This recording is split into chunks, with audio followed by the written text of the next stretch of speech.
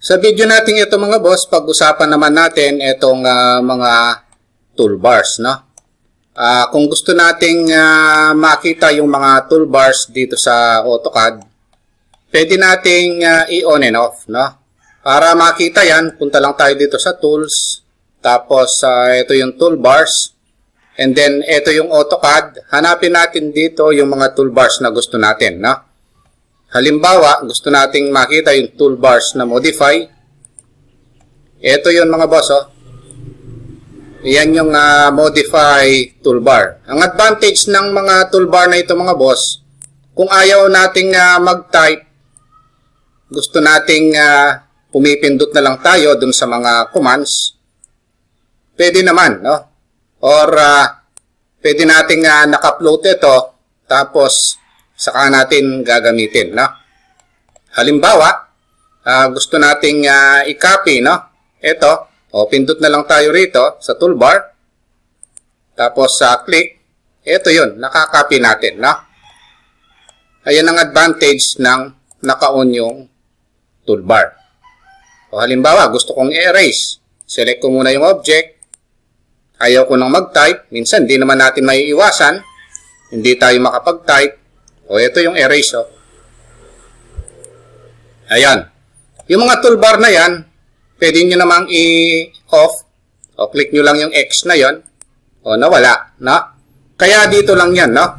Tools, tapos toolbars, AutoCAD, tapos hanapin lang natin na dito, no? Karaniwan naman yung mga toolbars na ino-on, yun yung gamit na toolbar, no? Halimbawa yung modify, tapos tools, toolbars, tapos AutoCAD yung draw, no? Madalas kasing gamitin yung draw toolbar din. Ito yung mga yon, no? Pwede nyong i-drag kung saan nyo gustong ilagay. Ayan yung toolbar. Kung gusto nyo namang i-off, pwede rin naman dito, no? Tools, tapos toolbars, AutoCAD. Ayan, no? Naka-check siya. Pag kinlik nyo yan, mawawala, no? Ma-uncheck siya. Tools, toolbars, AutoCAD, o off nyo lang. Ayan, no? Ayan, na. Ayan yung mga toolbar on and off, no? Ako minsan ginagamit ko talaga yung mga toolbar na yan, no? Kung tinatamad akong mag-type. Ang susunod na pag-uusapan natin mga boss, pag accidentally nawala itong command line, o kung gusto nyong mag-type ng command dito sa command line, o kung gusto nyong mawala ito, no? Minsan gusto nyong mawala para yung screen natin malinis, no? Nandito lang yan sa tools, tapos ito yun, no? Command line. Or control 9, ayan, no? Tapos sa ES nyo lang, ayun, nawala na. O kung halimbawa napansin nyo, hindi nyo makita yung command line, importante kasi itong command line, kasi minsan talaga nagtatype tayo ng command, no? Kung gusto nyong ibalik, dito lang yan sa tools, tapos command line, no? Babalik siya. Ayan yung command line, no? Ang susunod na pag-uusapan natin, ito namang menu bar on and off. Pag sinabing menu bar, ito yun, no? Itong pull down menu, ayan na, mga sets of command ito, gusto nyong i-off or i-on, no? Menu, ito yung menu bar, tapos nakalagay dito sa command line 1, o ilagay nyo 0, enter. Pag 0, mawawala siya, no? Pero pag nilagay nyo 1, babalik siya. O type nyo menu bar. Pwede nyo i-type menu na lang para tingnan nyo rito. O, click nyo lang ito. Pag na menu bar 0, ilagay nyo 1, babalik yun. No?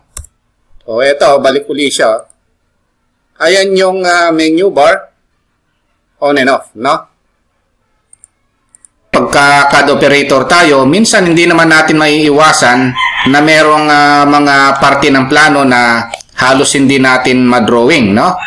So, ang pinaka-solution doon mga boss, siyempre, pag hirap na hirap tayo doon sa portion na yon, yung munang ibang portion na kaya natin gawin, yun ang pupuntahan natin, no? Kasi pag nag-stick tayo sa isang portion, matatagalan yung paggawa natin ng plano. So, ang solution dyan, gagamitin natin yung view command para ma-save natin yung portion na yon. And then, later on, saka lang natin babalikan. Yan din yung ginagawa ko nung AutoCAD operator pa ako, no? Tinatype ko muna yung view, and then enter, saka ko ise-save, no? Ang gagawin natin, i-new lang natin, pindutin natin itong new button na ito, lalagyan natin ng name. Halimbawa, yung name niya, bedroom, tapos, i-okay lang natin, no? Ayun. And then, saka natin i-okay uli. Ibig sabihin, itong view na nakikita natin ito mga boss, nakasave na yan, no? Ngayon, halimbawa, no, nung iniwan muna natin yan, nag-drawing na tayo na nag-drawing dito, and then later on, napansin natin na meron na namang portion na hirap tayo. So, siyempre, kailangan nating i-save ito, saka na lang natin balikan, no, itong view na ito. So, i-type lang uli natin, view, tapos enter, tapos pindutin natin uli yung new, pagkatapos i-type natin dito. Halimbawa, yung CR, no? Then, okay. Then, okay uli. Ngayon, pagdating dito sa may, halimbawa, dito sa elevations, no? Nung ginawa ko yung front elevation, nahirapan ako dito sa may bandang view na ito, no? Ang ginagawin natin, view uli.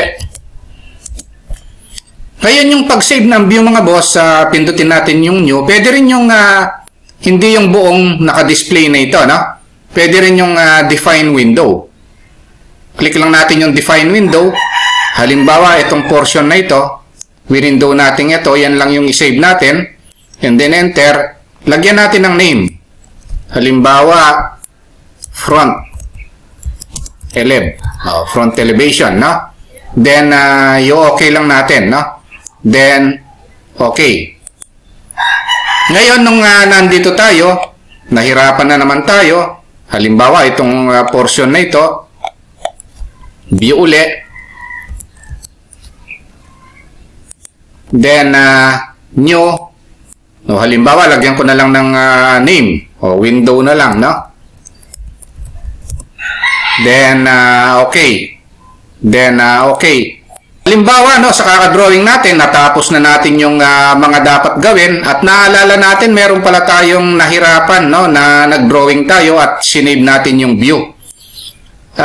Sa ngayon, hindi na tayo mahirapang puntahan yun mga boss kasi sinave naman natin yung view. Ang type natin, view, para mapuntahan yon at balikan natin at siyempre tatapusin natin, no? Wala naman tayo ng choice kung hindi puntahan yon dahil natapos na lahat ang ginagawa natin. Yun na lang hirap tayo, babalikan natin yan. Hindi na tayo mahihirapang magpan o maghanap, no? Kasi ito na yung mga yan, no? O, double click ko lang ito, then apply. Pindutin natin itong apply. O, ito na siya mga boss, oh. Nandito na kaagad tayo. So, yan yung technique mga boss pagkahirap kayo, isave nyo yung view, no? Para sa huli, pag wala na kayong gagawin at pwede nyo nang balikan, no, yung mga view na yon kasi no choice na, no? Na-drawing nyo naman na lahat, no? So, view, then enter. O halimbawa, itong front elevation, puntahan ko siya, double click, then apply. O, ito na siya kaagad mga boss, no? Ayan yung command na view. Okay, punta naman tayo sa susunod na topic naman. Ang susunod na pag-uusapan natin mga boss, no? Ito namang isang magandang command din, no? Pampabilis ng pag-drawing. Itong tinatawag na M-stretch, no? I-type lang natin yung MS para ma-apply natin. Ito yon yung M-stretch. Tapos, i-select lang natin yung gusto nating i-stretch mga boss. Halimbawa, itong 2.5 meters na ito, no? Gusto nating gawing 3 meters yan. Ito naman, gawin ding 3. Ito naman, gawing 4. O, i-crossing selection lang natin. Ito yon. At saka ito. Enter. Base point tayo rito. Ito yung kagandahan mga boss. Pwedeng sabay-sabay i-stretch yan, no? O, halimbawa, dagdagan ko siya ng 0.5 meters. Pagdagdag, pababa. Pagbawas naman, pataas, no? O, halimbawa, pababa, 0.5 meters. O, eto na yon, no? Yung dating 2.5 naging 3. Etong 2.5 dati naging 3. Etong 3.5 naging 4, no? kung i-undo ko, makikita natin yung mga dati nilang sukat, no? I-type ko lang yung U. O, ito yan, no? Dati, 3.5, 2.5, 2.5, ito, no? So, ibig sabihin, itong M-stretch na ito, pwede tayo mag-stretch ng maraming object ng sabay-sabay, no? Kasi dun sa stretch command na diniscuss na natin before, sa mga dati nating video, paisa-isa nating ini-stretch yung mga object, no? Samantalang ito, pwede naman palang multiple stretch, no? Pwedeng sabay-sabay. Halimbawa, ito naman, along X, yung i-stretch natin, kasi kanina, along Y tayo nag-stretch, pababa. Ito, gusto kong maging 7 ito naman maging 3, ito naman maging 5, no? So, MS, tatype natin, kunin natin itong M-stretch na ito. Tapos, ito naman, banda rito, doon natin na kukunin sa kabilang dulo. Ito, ganun din. Ito, ganun din. Tapos, base point tayo kahit dito, no? Enter. Pag nag-click tayo rito, ibig sabihin, pag to the right, dagdag. Pag to the left, bawas, no? O, to the right tayo para madagdagan. Type natin, halimbawa, 1 meter, then enter. So, lahat sila nadagdagan ng 1 meter, no? Ito naging 7.5, ito naging 3.5, ito naman naging 5.5, no? So, kung i-undo ko siya, ayan yung dati nilang sukat. Ito, yung dati nilang sukat, dati lang siyang 6.5, ito dating 2.5, ito naman dating 4.5, no? Ayan yung kagandahan ng M-stretch, no? MS, M-stretch, gusto kong maging 7 ito gusto kong maging 3, gusto kong maging 5 ito, iselect ko siya rito, iselect ko siya rito, iselect ko na rin ito, enter, click, tapos magdadagdag ako ng 0.5 meters, then enter. O, naging 7, naging 3, naging 5. Ayan yung M-stretch command mga boss, no? Kung nagustuhan nyo yung naging topic natin mga boss, huwag nyo po sanang kalimutang pindutin muna pala, no? Yung subscribe dito sa maliit pa lang nating channel. Isama nyo na rin po yung like tsaka notification bell. Thank you very much at God bless po sa inyong lahat.